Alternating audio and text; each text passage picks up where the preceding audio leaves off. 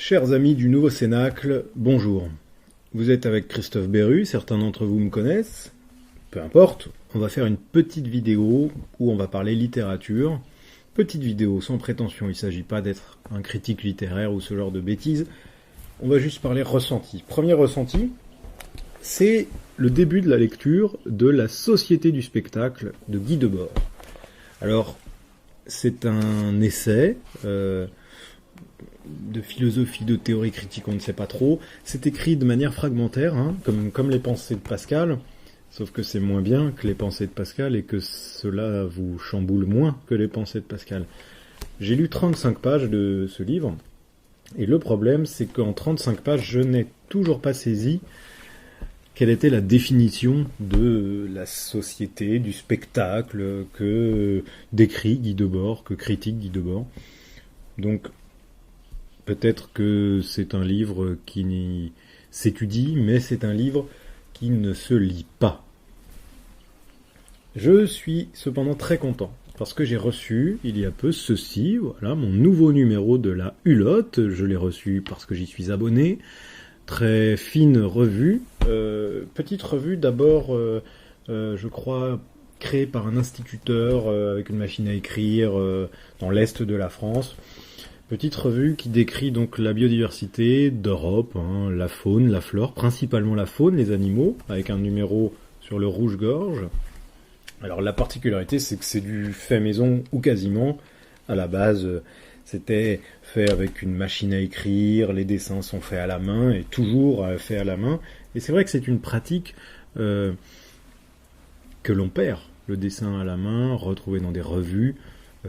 Donc rien que pour cette originalité-là, pour cette rareté-là, il faut s'intéresser donc à la Hulotte, dont le slogan est tout de même le magazine numéro 1 dans les terriers. Et oui, donc allez-y sur la Hulotte, vous trouverez des infos sur internet sans problème. Je suis très content aussi, autre ressenti, par rapport à ce livre que j'ai trouvé dans la rue, voilà, tombé par terre ou posé par terre, abandonné. C'est un gros livre, Naomi Klein, Tout peut changer, capitalisme et changement climatique. Ça coûte 24 €, donc c'est aussi pour ça que je suis content de l'avoir trouvé. Naomi Klein, c'est la papesse des altermondialistes, donc on peut tout changer peut-être, c'est la question qu'elle pose. C'est un gros pavé, vous l'avez vu. Est-ce que son livre va montrer que l'on peut tout changer? C'est à voir.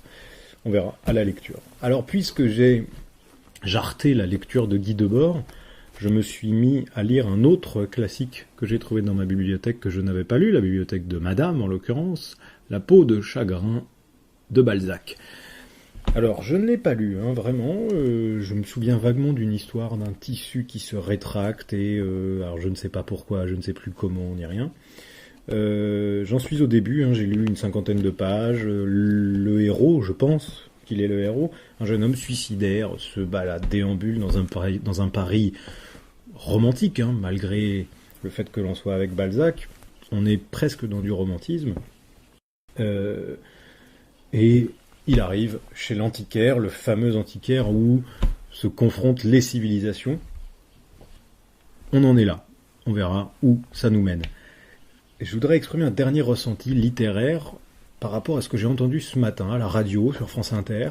J'ai entendu Christine Angot parler de tout et de rien. Elle parlait de la différence entre les écrivains et les hommes politiques. Elle disait que l'écrivain décrivait le réel. Voilà, il n'avait pas forcément vocation à changer le monde, mais qu'il décrivait le réel. Et donc elle se rangeait dans cette case des écrivains qui décrivaient le réel. Tout ça en s'opposant, on ne sait pas trop pourquoi, à Michel Houellebecq, qui n'était évidemment pas là pour se défendre, en disant que Houellebecq avait tendance à vouloir un petit peu trop faire le politique dans ses livres.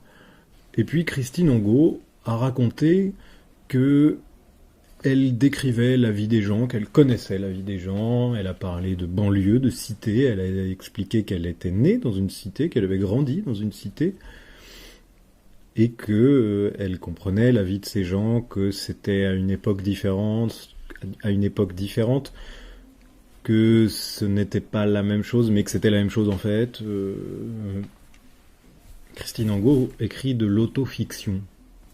Deux mots qui ne vont pas ensemble. La fiction, c'est l'imagination, c'est l'ailleurs, c'est l'aventure, c'est sortir de soi. L'imagination n'est pas à l'intérieur de soi. L'imagination, ça n'est pas parler de soi ou inventer sur soi. L'imagination, c'est l'ailleurs, c'est la découverte, c'est l'autre. L'imagination, la fiction, c'est peut-être là l'essence de la littérature d'aujourd'hui. L'imaginaire. Retournons dans l'imaginaire.